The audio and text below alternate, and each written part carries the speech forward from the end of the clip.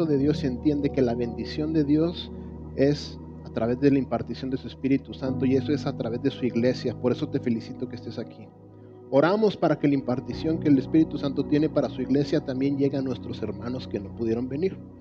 Hay que orar por ellos para que no se pierdan de nada. ¿Ok? Entonces, vamos a empezar diciembre, hermanos.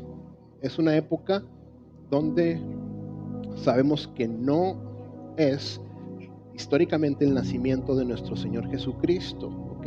Muchos de repente se preguntan, ¿debemos festejar, sí o no? Muy fácil. Nosotros como cristianos nos debería de encantar que hubiera 52 Navidades al año.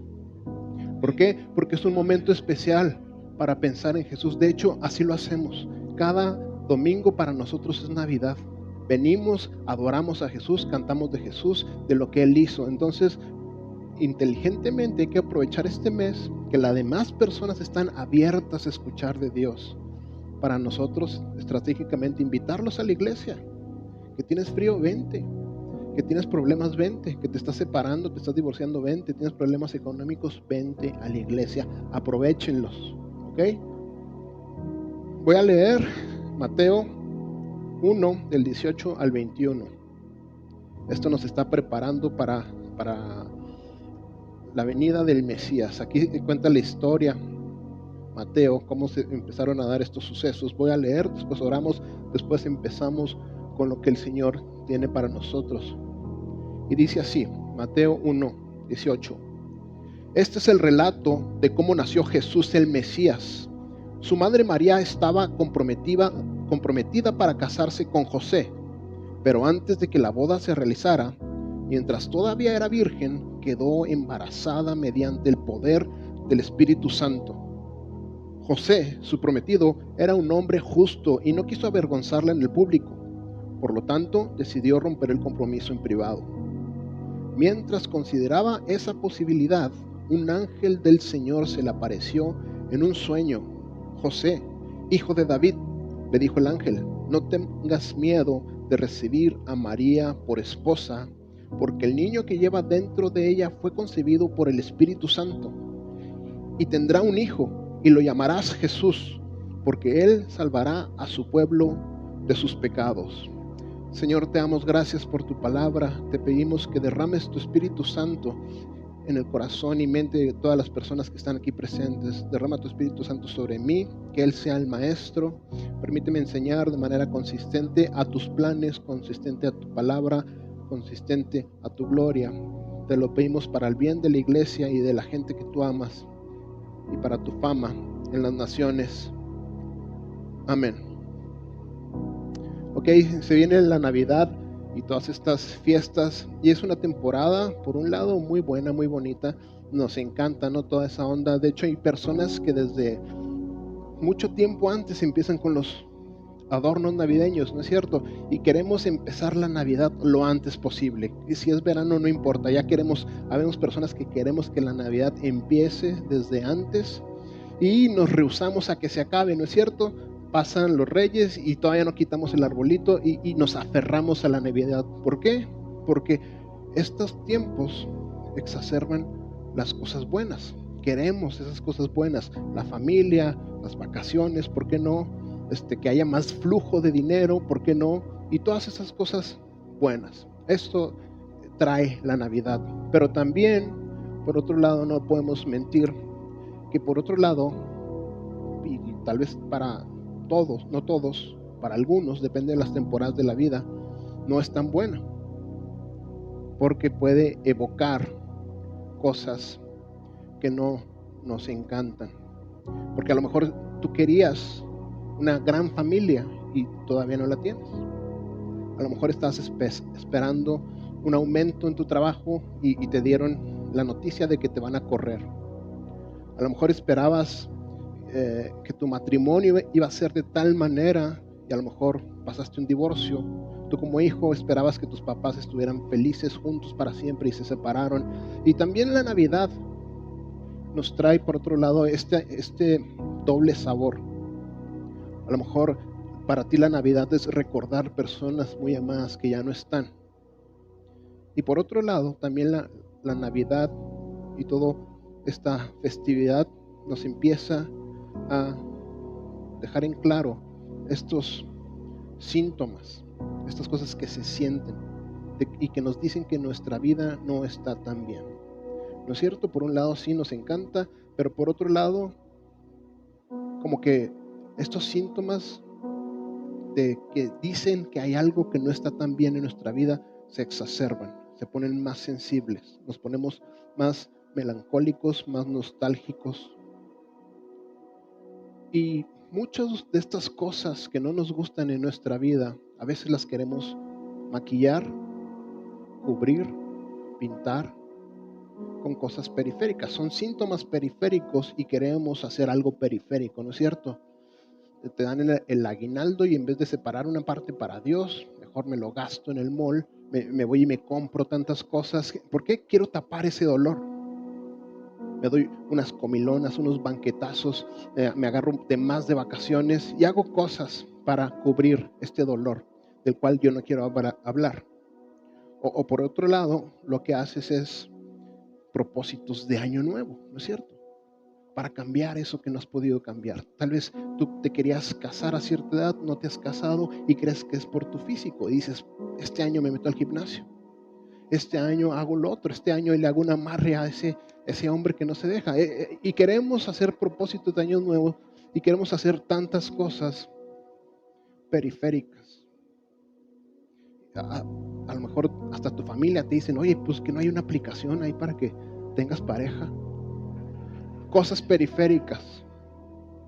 Pero el problema es que por más que cambies cosas periféricas, nada va a cambiar si el problema de raíz no se soluciona. La causa raíz sigue ahí y de nada sirve que nos enfoquemos en estas cosas periféricas. Uno puede decir, pues, ¿de qué sirve festejar a Jesús año tras año y siempre es lo mismo? Bueno, tal vez la humanidad necesitamos celebrarlo más seguido de lo que creemos, porque no atacamos el problema de raíz. Queremos cambiar los síntomas con una lista de compras, con más tecnología, con propósitos de años nuevos. Prometemos que vamos a ser mejores y lo único que hacemos año tras año es fracasar y dañarnos un poco más. Creemos que un día, cambiando esos síntomas, vamos a mejorar nuestras vidas. Pero en el medio de esta realidad que te platico, surge esta historia que nos platica Mateo. Y el ángel le dice a José sobre María, y tendrá un hijo y lo llamarás Jesús, porque él salvará a su pueblo de su mala actitud, no, ¿verdad? De sus recuerdos tortuosos de la infancia, de sus malos hábitos financieros, no. Dice, salvará a su pueblo de sus pecados. Aquí tenemos al Dios soberano diciéndonos cuál es el problema de raíz. No son estas cosas que queremos cambiar con propósitos de años nuevos. Son nuestros pecados. No son los pecados ni siquiera de los que están a nuestro alrededor. El problema de raíz es el pecado. Hay muchos problemas en la superficie que sí tienen que ser tratados y tenemos que interactuar con ellos, pero el Evangelio nos dice que el problema más grande y profundo es el pecado de la humanidad. El problema más grande de la humanidad, tu problema más grande, el problema más grande de Milton Carlos, como dice la palabra de Dios, es el pecado, nuestro pecado. Algo hermoso, y por eso me encanta este privilegio que tenemos los pastores, y tú también como hijo de Dios, es que podemos hablar del pecado. Porque allá afuera nadie puede hablar del pecado, porque es ofensivo. Pero eso quiere decir que allá afuera no hay una solución de raíz. Los psicólogos, terapeutas, coaches, motivadores y todo lo que tú quieras, te podrán decir 2, 3 consejos que funcionarán periféricamente. No digo que no. Pero de raíz, nunca te van a decir, es tu pecado, bro. Nunca te van a decir eso. Porque es ofensivo y se van. Pero aquí, donde se enseña la palabra de Dios, podemos decir con claridad, el problema es el pecado. Tal vez es primera vez que vienes a la iglesia, o 1000 veces has venido a la iglesia y para Navidad te esperas un mensaje más lindo, ¿no? Y cuando escuchas, ya van a hablar del pecado, estás girando tus ojos hacia arriba. Tal vez no lo haces físicamente porque tienes calibración social, pero tal vez estás girando los ojos de tu corazón. En tu corazón dices, otra vez ahí van a dar con el pecado. Porque tal vez la recolección mental que tú tienes cuando alguien dice pecado es esta persona religiosa que conociste hace años, que simplemente te señalaba a ti. O tal vez estuviste en una escuela religiosa y te señalaban y piensas, me van a juzgar. Y tal vez esta palabra lo utilizaron para abusar de ti, ¿no es cierto? Alguien te decía, cualquier cosa que hacías, te decían, es pecado. Y tú crees que pecado es esto que no te deja vivir tu vida de la manera que tú quieres. Y peor, si esa persona que te señalaba algo periférico diciendo que es pecado, tú la veías y decías, pues tú no amas, no perdonas, eres envidiosa, egoísta, y dices que soy pecado. Y por eso tenemos esta como que, no me gusta hablar del pecado. Y creemos que el pecado es simplemente acciones específicas. Acciones random que a alguien religioso se le ocurrió, como no bailar, como no tomar. Pero vas a la Biblia, el primer milagro que hizo Jesús, inducido por su mamá María, fue multiplicar vino en una fiesta que se acabó el vino. Entonces dices, se me hace demasiado hipócrita esta palabra, cómo la utilizan estos que se llaman religiosos. Y no queremos nunca hablar del pecado. Y empezamos a hacer, el mundo empieza a hacer una caricatura de estos cristianos, ¿no es cierto? De hecho, todos conocen a Ned Flanders, ¿no? Sí, ¿no? Bueno, es una caricatura de un cristiano, es esta persona asustadiza, juzgona, que critica a los demás. Y así el mundo ve a los cristianos, como que alguien que usa la palabra pecado para señalar a los demás. Y lo triste es que no acaba ahí, que se hace una caricatura del cristiano. Eso hace que se haga una caricatura de Dios. Y creemos que Dios es este ser que solamente está buscando cómo arruinar nuestra vida con esta palabra que se llama pecado. Este ser que solamente está buscando gozo. Porque creemos que pecado también es todo aquello que nos gusta. La comida que me gusta, las personas que me gustan, los lugares que me gustan. Y creemos que Dios es aquel que me quiere robar todo lo que me gusta. Evitar que alcances los deleites de tu corazón. Cuando es todo lo contrario.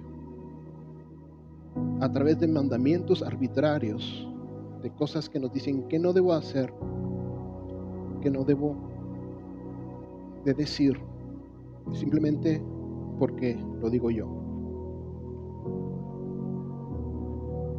Pero viene la palabra de Dios y dice que este niño va a rescatar al pueblo de sus pecados.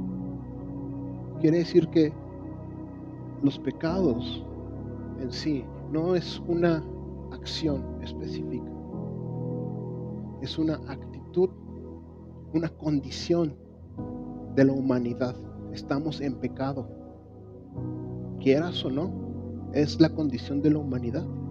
Estás en pecado, por más escapularios que te pongas, por más religioso que seas, por más rosarios que te cargues, por más CDs cristianos que compres, estamos en pecado.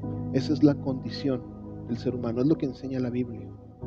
Y dices, bueno, eso está padre para no cristianos, pero aquí somos puros cristianos.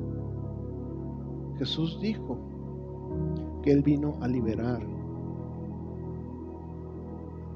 a las personas, a su pueblo, a su pueblo.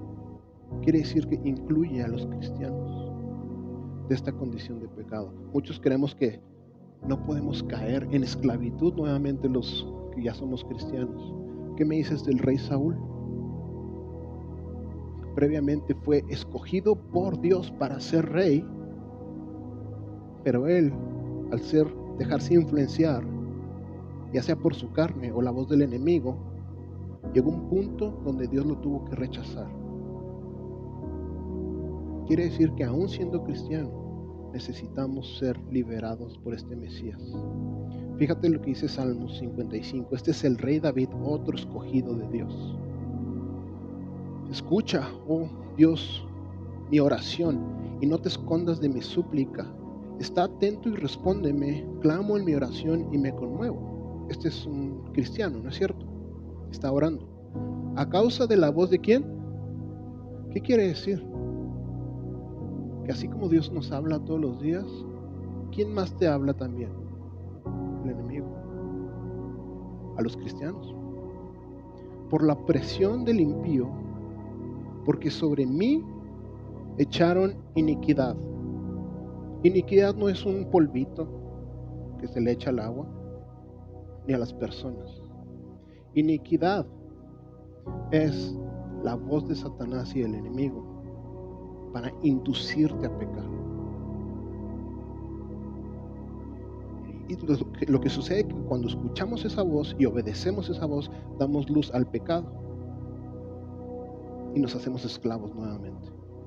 Pero aquí podemos ver que un cristiano fácilmente puede volver a estar en esclavitud. Si no cuidamos, estamos atentos a lo que permitimos que entre a nuestra mente. La voz del enemigo. De repente nuestros maestros vienen siendo tu música. Tu música esa de que ¿por qué me dejaste? O me las vas a pagar. O estoy triste, o eres mi amor. Todo, sin ti me muero. Estás dando lugar a que el enemigo ponga en ti iniquidad. Tus series de televisión que te dicen que tienes que ser el más rico, que no está mal que tengas una familia como Dios no la diseñó, y tantas cosas. Por ejemplo, no paramos. Y con furor me persiguen los enemigos, a los cristianos también. Mi corazón está dolorido dentro de mí. Puedes tener el corazón roto aún siendo cristiano. Y terrores de muerte sobre mí han caído. Fíjate lo que dice Isaías 61. Este versículo lo tenemos fresco, ¿verdad? Porque lo estamos viendo en la serie de la misión de Cristo, en la cual le pusimos pausa por Navidad, y en enero seguiremos. Pero fíjate lo que dice la misión de Cristo. ¿Para qué vino este Mesías? El Espíritu del Señor soberano está sobre mí, porque el Señor me ha ungido para llevar buenas noticias a los pobres. El Evangelio me ha enviado para, de repente empieza a decir una serie de dimensiones diferentes, donde su pueblo puede estar oprimido, encarcelado. Fíjate, me ha enviado para consolar a los de corazón quebrantado. Hay personas con el corazón roto. A proclamar que los cautivos serán liberados. Aquí no está hablando necesariamente de prisiones físicas. De hecho, Dios instituyó a los gobiernos para que sí encarcelen a las personas de repente, a los que se lo merecen. Aquí está hablando más bien de cárceles espirituales. ¿Cuáles cárceles? Las que se crean cuando uno peca, el pecado. Nos hacemos esclavos. A eso, por eso tuvo que venir Jesús. Porque el pecado no es una cosita que haces, es una condición donde está la humanidad. Y solamente Jesús te puede liberar de ahí. Me ha enviado y proclamar que los cautivos serán liberados y que los prisioneros serán puestos en libertad. Él me ha enviado para anunciar a los que se lamentan que ha llegado el tiempo del favor del Señor. Hoy en día allá afuera y dentro de la iglesia hay muchas personas que se lamentan a causa del pecado. Ya sean cristianos o no cristianos, la condición del humano es esclavizarse del pecado.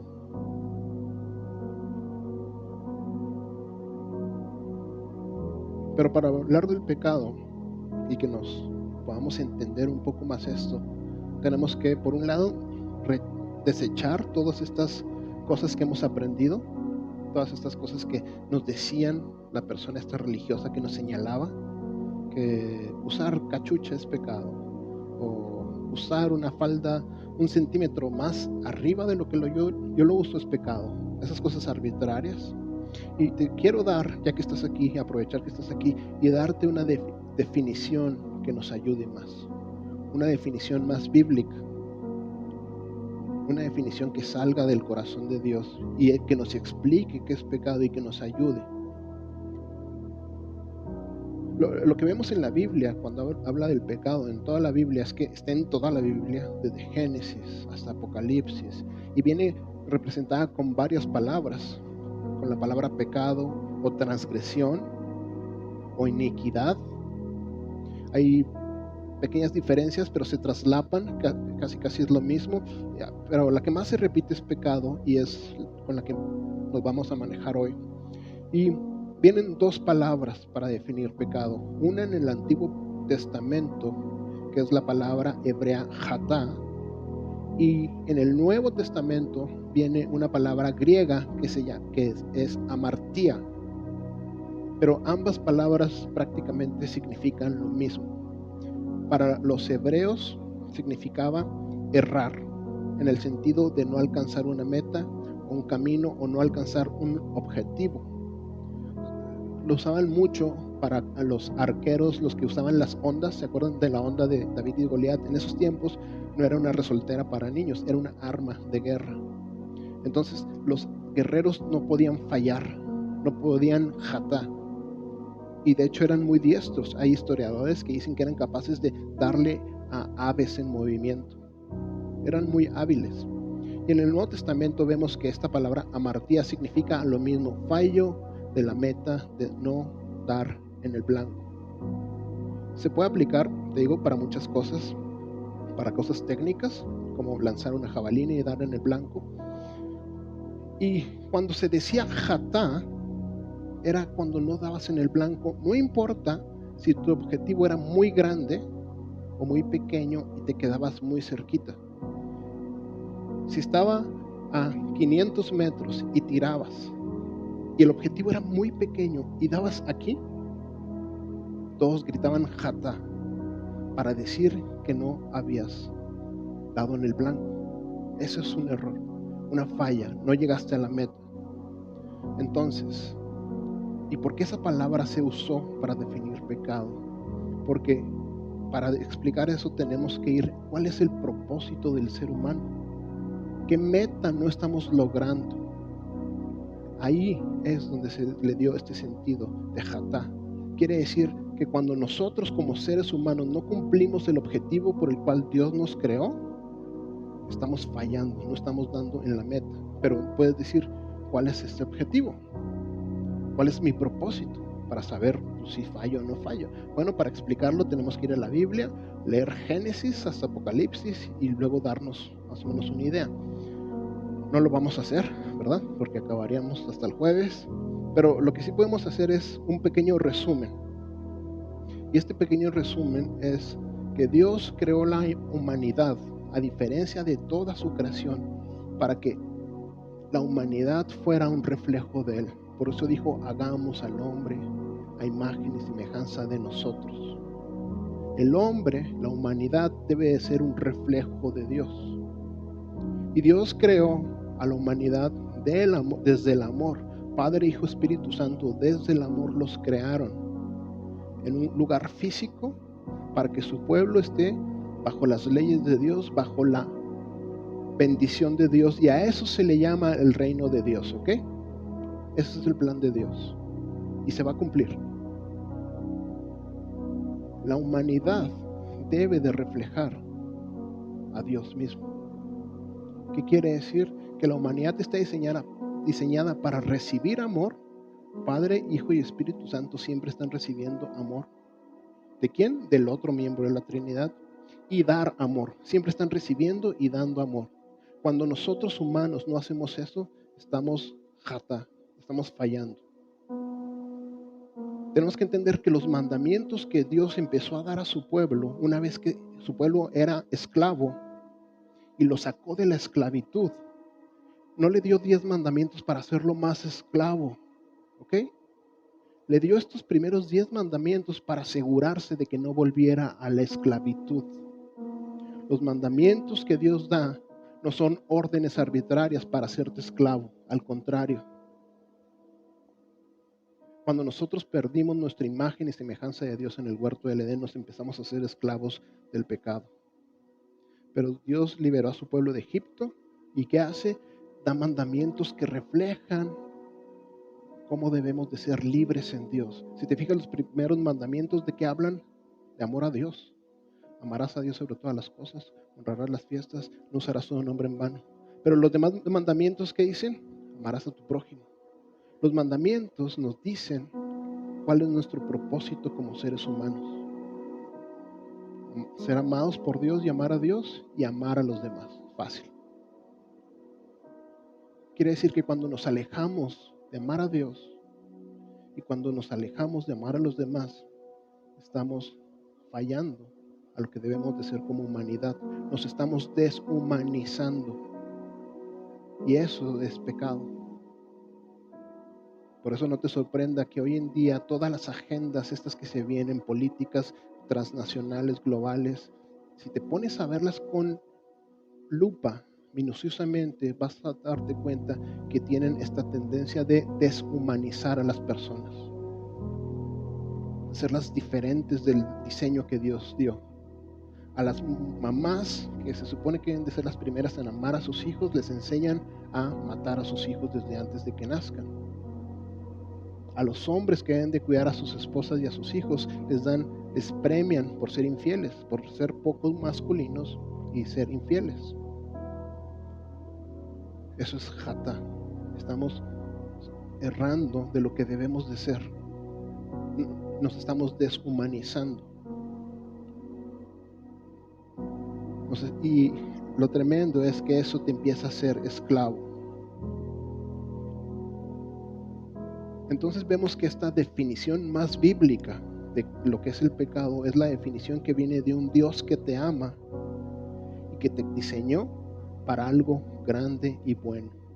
Dios te creó y te diseñó para que seas un humano. Alguien que recibe amor de Él, le da amor a Él y puede amar a los demás. Para eso Dios te creó. Pregúntate, esta área de mi vida que se está desmoronando, que me tiene el corazón roto, ¿en qué área tengo jata? O tal vez en una área donde te sientes esclavizado, en una área donde te sientes estancado. El pecado es una falla de ser la clase de humano que Dios diseñó.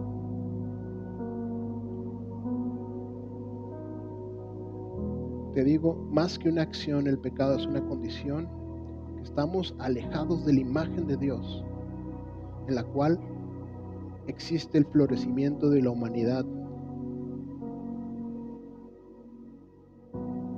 Y no nada más nos aleja de Dios, y no nada más nos causa dolor.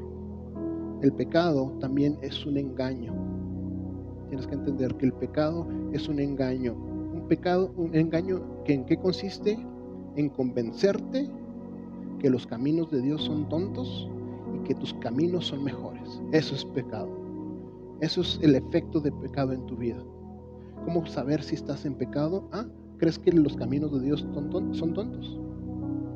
No son buena idea y que tú tienes una mejor idea.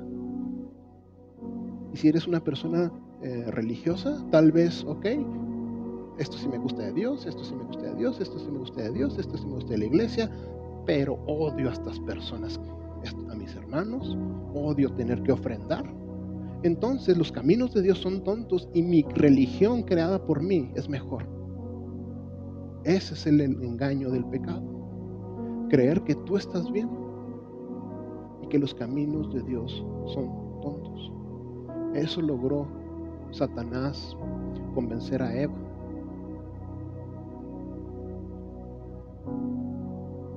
Fíjate lo que dice Romanos 8:5. Los que están dominados por la naturaleza pecaminosa piensan en cosas pecaminosas, pero los que son controlados por el Espíritu Santo piensan en cosas que agradan al Espíritu. Entonces el pecado no solo consiste en hacer cosas que nos alejan de Dios, y no solo consiste en que estas cosas nos provocan sufrimiento. Consiste en hacernos pensar que nuestros caminos están bien y que Dios es el que se equivoca.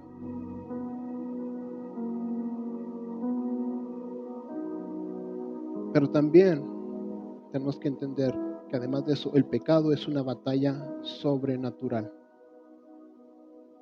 Es una batalla sobrenatural que está acechándonos. Es como un monstruo que está listo para atacarnos. Y lo malo es que no está lejos. ¿Sabes dónde está? Dentro de nosotros. Fíjate Génesis 4:7. Dice, cuando ahí está Caín, después de asesinar a su hermano Abel, y que empieza a hablar con Dios. Serás aceptado si haces lo correcto, pero si te niegas a hacer lo correcto, entonces ten cuidado. Jatá está a la puerta. El pecado está a la puerta, al acecho y ansioso por controlarte, pero tú debes dominarlo y ser su amo. Aquí nos está desdoblando una información, un código que tú necesitas instalar en tu mente. Saber, mientras tengo un cuerpo nunca se va a ir, siempre va a estar ahí acechando. Pero Dios a través de su palabra me da armas y poder para dominarlo. Podremos tener todas las etiquetas de cristianos, mis amigos. Que el buen niño y la abejita predicadora, podrás llenarte de estampitas cristianas. Pero si nos alejamos de la palabra de Dios en nuestra mente, muy pronto vamos a escuchar nuestra carne, o al enemigo, o al mundo. Y el pecado va a estar ahí, al acecho, listo para devorarnos y hacernos esclavos una vez más. Una y otra vez vemos que el pecado es esta tendencia interna de rebelarse contra Dios. No es algo externo. Así que dejemos de culpar a nuestros papás, a nuestros hijos, a nuestros jefes, a nuestros empleados, a nuestros ex, al gobierno, al partido político que ahorita está gobernando, a los Illuminati. Dejemos de culpar a todos. Nuestro problema principal, la causa raíz de nuestros problemas, es el pecado. Algo que está dentro de nosotros.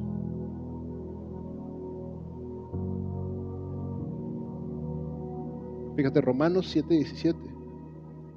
La palabra de Dios dice, Pablo diciéndonos, entonces no soy yo el que hace lo que está mal, sino el pecado que vive, ¿dónde? En mí. Eso es lo padre de ser un pastor.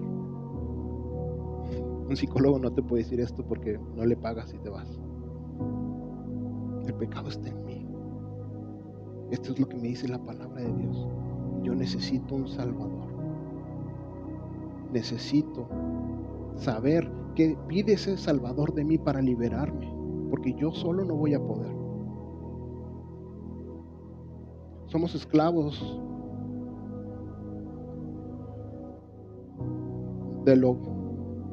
y hacemos lo que no queremos, no hacemos lo que queremos.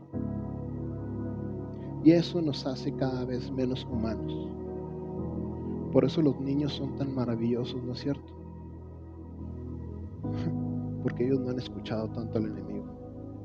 Por eso son una maravilla, hay que cuidarlos y protegerlos y adiestrarlos en la palabra de Dios. Cada día nos alejamos más de Dios. Por eso el pecado es la causa raíz de todos nuestros problemas. Provoca muchos síntomas, te digo, muchas cosas periféricas. Y tristemente atendemos esos síntomas simplemente cuando ya crecieron y dieron fruto. ¿Es cierto? Por eso hay tantas iglesias vacías, hay tantas reuniones de oración vacías. ¿Por qué? Porque los humanos no conocemos esto. Creemos que los problemas son los problemas periféricos. Y solo llegamos a ir a la iglesia ya cuando los síntomas están así, grandes. Pastor, me pasó esto. Okay. Podremos decir lo que quieras, pero la causa raíz es jatá. No estamos haciendo algo en el diseño original que Dios creó en nosotros. Dios nos diseñó, mandamiento número 3, santificará las fiestas. ¿Qué significa esto? Simplemente está diciendo, vas a separar tiempo para que estos momentos sean sagrados, o sea, los vas a cumplir sí o sí. ¿Y cuáles son las fiestas? ¿El 16 de septiembre, mi cumpleaños? No. ¿Cuáles son las fiestas? Las reuniones de adoración de tu iglesia local. Porque ahí se adora y se canta y se celebra a Cristo. Lo vas a santificar. No hacer eso es jatá. Entonces una persona que es negligente con su vida a la hora de santificar las fiestas, eventualmente va a tener un problema periférico muy grande. Entonces llegan con el pastor, oiga pastor, me está pasando esto. Okay. ¿Cómo está tu vida de congregación? Tu vida de oración. Muerta y descuidada. Okay. Ahí es la causa raíz, mi amigo. Ahí es la causa raíz. Y ese es un ejemplo, nada más, muy burdo. El pecado vive en mí, dice Pablo. Te digo, hay ejemplos desde muy pequeños hasta muy grandes. Entonces nos damos cuenta que esta escena de que el ángel se le aparece a José y le platica que María va a tener un hijo, cual va a rescatar a su pueblo de sus pecados, no es nada más una escena linda navideña. Es el evento histórico más importante. ¿Para quién? La humanidad. Para aquellos que hemos dejado de ser humanos. Para aquellos que nos estamos esclavizando por el efecto del pecado. Es mucho más que un simple cuento navideño. Otra vez versículo 21. Y tendrá un hijo y lo llamarás Jesús, porque él salvará a su pueblo de sus pecados. No dice salvará a su pueblo de sus remordimientos, no salvará a su pueblo de su sentimiento de culpabilidad para que vuelvan a pecar. No dice les va a dar un abracito, una palmada. No dice que solamente los va a perdonar, que sí nos perdona, pero no nada más nos perdona, nos restaura, nos restaura. El perdón y la restauración es muy diferente. Imagínate, tienes una camioneta y chocas un Lamborghini. ¿Ok? Perdón es, te perdono, no me pagues el Lamborghini. Pero se te destruyó tu camioneta y el Lamborghini. Restauración es, aparte que te perdono, te restablezco tu camioneta y el Lamborghini. Eso es restauración. Jesús no nada más viene a perdonar pecados, viene a restaurar, a rescatarte del pecado, a restaurar tu vida. Y restaurar significa ponerte en la forma original. Muchos de nosotros pensamos, mi vida ya está, ya no sirve. Muchos pensamos, si tuviera una máquina del tiempo para volver atrás y no haber cometido esos errores, no haber desperdiciado mi vida con ciertas personas, en ciertas amistades, y esa es nuestra vida, ¿no es cierto? Si pudiera volver al pasado, Jesús te está diciendo, no necesitas volver al pasado, necesitas un salvador de tus pecados y que yo te restaure. Él te puede restaurar, ponerte en tu manera original. Tendrás un hijo y salvará a su pueblo de sus pecados. Los que son papás tal vez pueden entender este ejemplo. No sé si se les ha enfermado un hijo que tiene una personalidad, ¿no es cierto? Todos tienen una personalidad, no sé, será muy alegre, muy juguetón o lo que tú quieras. Y cuando se enferma su hijo, ¿qué es lo primero que se va? Su personalidad, ¿no es cierto? Porque está maldito, no se puede ser quien es, perdió su manera original de ser. Y puedes ver sus ojos y te das cuenta que sigue siendo tu hijo, pero está enfermo. Tiene algo que le impide estar en su manera original, algo que le impide desarrollar su personalidad. Y no hay nada que puedas hacer al respecto. De niño me daban jaquecas muy fuertes y me acuerdo una vez que mi mamá pues no podía hacer nada más que darme los medicamentos. Y me decía, si pudiera me quedaba con tu dolor, pero no puedo. Y estoy seguro que tú harías lo mismo con tus hijos, ¿no es cierto? Pero ¿qué crees? No puedes. Pero Dios, ¿qué es Dios? Al ver a sus hijos enfermos con esta cosa que se llama pecado y está viendo cómo este pecado causa dolor y destruye sus vidas, Dios nos ve y dice, ¿sabes qué? Yo sí puedo. Yo sí puedo tomar tu dolor, tus pecados y ponerlos en mi Hijo Jesucristo, para que tú no tengas que vivir en esclavitud y en consecuencia de tus pecados. Y Jesucristo tomó tu enfermedad para que tú pudieras ser libre del pecado, no de malas actitudes, no de cositas periféricas, del pecado. Este Salvador se llama Jesús, es el Mesías, el hijo de José, el hijo de María. En otras palabras, cuando Jesús vino, nos hizo humanos nuevamente. La salvación es restaurar lo que el pecado destruyó en la humanidad.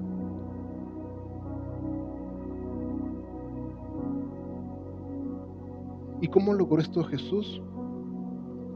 Primero se identificó con los humanos. Fíjate lo que dice Juan 1:14. Se identificó contigo y conmigo que tenemos ¿qué? Pecado. Entonces Jesús no es esta persona religiosa que nos enseñó la palabra pecado, que nos decía, tú eres pecador. Jesús, por el contrario, se identificó con nosotros aun cuando Él no pecó. Fíjense lo que dice Juan 1:14. Entonces la palabra se hizo hombre, Jesús, y vino a vivir entre nosotros. Estaba lleno de amor inagotable y fidelidad, y vimos su gloria, la gloria del único Hijo del Padre. En otras palabras, Jesús se vistió de humano y vino a Chihuahua. Jesús se vistió de humanidad y vino a tu casa, a tu problema. Es lo que está diciendo aquí. No estás solo en ese problema. Muchas veces pensamos que esta prisión, este pecado innombrable que nadie se puede enterar, estoy solo, no hay esperanza para mí. No estás solo, porque Dios vio esa cadena de esclavitud y Él tomó acción para que tú sepas que no estás solo. Jesús se identificó, por eso se tuvo que hacer humano, pero Él nunca pecó. Él supo que lo único que ibas a poder hacer era trabajar en esos síntomas, en cambiar esas cositas periféricas, y siempre ibas a permanecer siendo esclavo. Por eso Jesús vino con nosotros. La luz bajó a la oscuridad. Además de que se identificó con nosotros, Él fue el sustituto. ¿El sustituto de qué? De objeto de ira de Dios. Este pecado que nos esclaviza merece la ira de Dios, porque Dios es un Dios justo y necesita castigar la maldad. Pero Jesús hizo el intercambio divino, y esa maldad que tiene que ser castigada por un Dios santo ya no va a ser castigada en ti. porque fue castigada en Cristo. Ese sí es un Salvador verdadero. Sí nos rescató de los pecados. Él tomó el pecado en su cuerpo y fue a la cruz para separar y condenar al pecado para siempre. Muchas veces pensamos que, y sobre todo si creciste en una iglesia, has escuchado el evangelio tantas veces y piensas, ok, sí es cierto, yo no sirvo para nada, tengo pecados, Dios me rescató. Pero ¿y ahora qué? Dios me rescató y pues estoy lleno de pecados y pues ya, nomás me va a poner en una esquinita ahí para que no rompa cosas. Porque hago todo mal. No, porque no nada más te rescató y pagó por ti, sino te dio una vida nueva y te injertó a su familia. Ahora no nada más eres una figurita que no se puede mover porque va a romper todo. Ahora eres un hijo de Dios que perteneces a su familia y Él te ha dado un script nuevo. Así como al pueblo de Israel lo sacó de Egipto, le dijo, ya no eres esclavo, ahora te doy un script nuevo de hijo para que vivas en libertad. Lo mismo quiere hacer contigo. Sacarte de tus pecados y darte un script nuevo. Pero eso lo tienes que aprender con disciplina. Ven seguido a la iglesia. Si no, nunca te vas a enterar de cómo te saca de ahí. Fíjate lo que dice Hebreos 2:11. Por lo tanto, Jesús y los que Él hace santos, o sea, ustedes, tienen el mismo Padre. Por esa razón, Jesús no se avergüenza de llamarlos sus hermanos. Gloria a Dios. Si estábamos en pecado, si no servíamos para nada, no podíamos eliminar la causa raíz, pero Él nos rescató y ahora nos ha hecho sus hermanos, hijos de Dios. Y tiene una vida para ti. Él te ha injertado a su familia, así que no dejes de congregarte. Asiste a la iglesia donde Él te plantó. Te da una vida nueva, te da un porqué para seguir viviendo, para que hagas algo con tu vida. Y tu vida es mucho más allá que tu ministerio, ¿ok, mi amigo? Todos, qué bueno que tengas un ministerio aquí en la iglesia. Te felicito y todos deberíamos de tenerlo. Pero no nada más es eso. Hemos estado leyendo la misión de Cristo. La misión de Cristo no se concreta a un ministerio en la iglesia. ¿Ok? No dice, el Padre me envió nada más a enseñar a los niños. Gloria a Dios por los que enseñan a los niños. Pero no nada más es eso. Es mucho más allá. Aparte de enseñar a los hijos, vas a sanar quebrantados de corazón. Y muchas otras cosas más. Y esto es para todos. La iglesia la conformamos todos, no nada más los que están en ministerio. Somos todos. Tú estás llamado a llevar la misión de Cristo. Dios te quiere utilizar. Fíjate lo que dice 1 de Pedro 2:24. Él mismo cargó nuestros pecados sobre su cuerpo en la cruz, para que nosotros podamos estar muertos al pecado y vivir para lo que Él es recto. Por sus heridas ustedes son sanados. Jesús vio lo que nosotros no podíamos hacer y lo hizo por nosotros. Y lo hizo para que no vivamos enfermos. Aquí se refiere a enfermedades físicas, pero también espirituales. Tal vez tenemos un matrimonio enfermo, una economía enferma, una mentalidad enferma, infectada de pecado. Jesús nos puede rescatar. Jesús no es esta persona religiosa que te señala tus pecados arbitrariamente. Es aquel que vio nuestros pecados y no nada más vino y pagó por ellos, sino que trajo el antídoto. No nada más nos señala, no nada más señala el pecado, sino que Él trae el antídoto. A diferencia de todos los que te han juzgado, Él viene a curarnos. Tomó lo roto de nuestras consecuencias por nuestros pecados, los puso en Él. Él llevó mi condición. Y al hacerlo, Él te hizo libre y te dio una nueva familia. Todo esto lo hizo porque no éramos quienes deberíamos de ser. Pero en Cristo sí podemos ser lo que debemos de ser. Para que tu vida deje de ser una letanía de todas las cosas que, ay, ¿por qué no hice? Para que Navidad y estas fechas no sea una letanía de todos tus remordimientos. Para eso vino Jesús, a rescatarnos de nuestros pecados. Si tan solo pudiera cambiar aquella cosa que hice mal, debes de dejar de vivir así. Y debes de aceptar, primeramente que nada, a este Salvador. Tus acciones no te pueden liberar del pecado. Necesitas pedir ayuda a Jesús. ¿Ok? Tus acciones no te pueden liberar del pecado. Que necesitamos pedir ayuda a Jesús. Pero ¿tú quieres que le pida ayuda a Jesús todos los días? Sí. Sí. Porque ¿qué pasa cuando dejas el edificio? Sigue la lucha. El pecado sigue ahí. El mundo sigue ahí.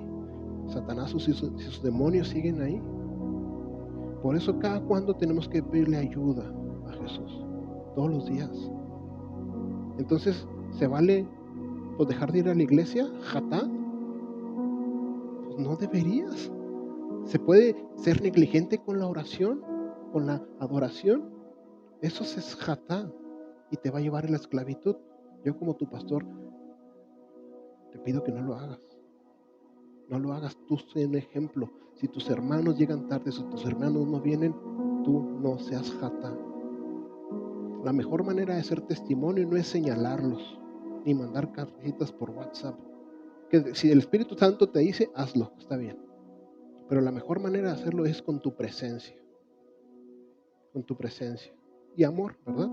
Hazlos sentir amados para que vengan. Así que Dios, en su misericordia, además de todas estas cosas, nos da una familia que constantemente está siendo liberada. Por eso es lo maravilloso de la iglesia. La iglesia no somos un montón de santurrones.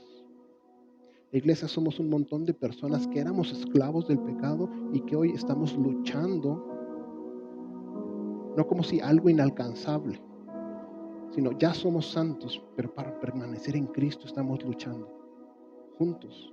Por eso no te puedes creer más que los demás, porque tú tienes pecado.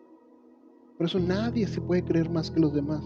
Tal vez sí, los otros pecan de manera más escandalosa y de frente a ti. Y tú sientes que tú eres súper cool y más sabio. Pero ¿qué crees? Tú también tienes jatá. Por eso en la iglesia, aunque seamos diferentes por afuera, debemos de ser unidos y amarnos unos a otros. Ya para terminar, quiero leer este versículo, Romanos del 8, del 1 al 4. Y mientras lo leo, si quieres cerrar tus ojos, y pídele al Espíritu Santo que te permita recibirlo con entendimiento. Porque esto es lo que necesitas para ser libre y sanar y recibir la salvación de nuestros pecados. Y dice así Romanos 8. Por lo tanto, ya no hay condenación para los que pertenecen a Cristo Jesús. Y porque ustedes pertenecen a Él, el poder del Espíritu que da vida los ha libertado del poder del pecado que lleva a la muerte. La ley de Moisés no podía salvarnos, porque nuestra naturaleza pecaminosa es débil. Así que Dios hizo lo que la ley no podía hacer. Él envió a su propio Hijo en un cuerpo como el que nosotros los pecadores tenemos, y en ese cuerpo, mediante la entrega de su Hijo como sacrificio por nuestros pecados, Dios declaró el fin del dominio que el pecado tenía sobre nosotros.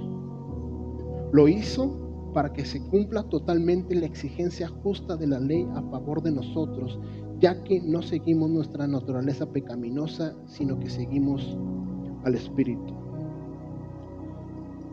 Señor, te damos gracias por esto que estás haciendo.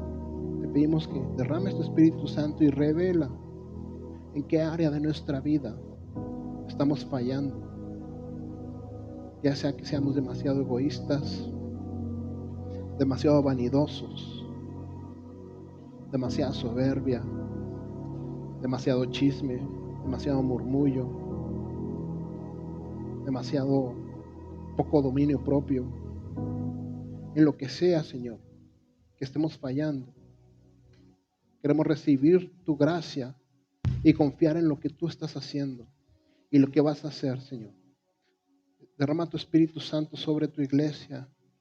Danos hambre de ti y de tu palabra y ayúdanos a permanecer firmes en ti, en esta comunidad que te sigue, Señor, en esta tu iglesia, y que ninguno de mis hermanos se aleje, Señor. Para tu gloria te lo pedimos. Amén.